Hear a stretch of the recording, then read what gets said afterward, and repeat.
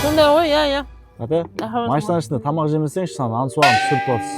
Қас күте тұр. Не дейсің? Сіздерден кейін клиент отырады, машинаның ішінде тамақ жемеңіз. Ансуағы жерге түсіп жатыр, иісі шығып кетеді. Айналайын, алдыңа қарап айдаршы. Жесем шашпай төкпей жеп жатыр ғой, не болды сонша? Қатырады осы таксилер, слишком нагрет етіп кеткенсіңдер. Ойына такси ғой қанды ішіп жатқан.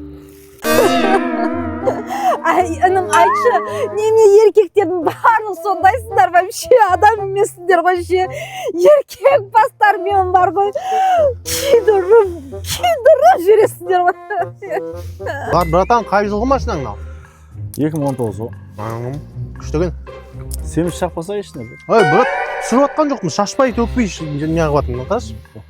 Темекі шеге беруге болатын шығар, иә, брат? Құрметті пассажирлар, такси сіздердің мусорный бактарыңыз емес, такси сіздердің психологтарыңыз емес, такси және сіздердің кухня емес, тамақ ішіп шашып жүре беретін. Таксист біз қарапайым кәдімгі таксовать етеміз, таңнан кешке дейін еңбек етеміз.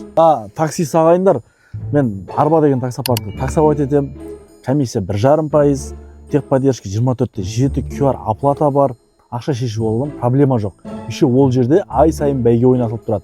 Бәйгеде 1 миллион теңге ақшалай сыйлықтар.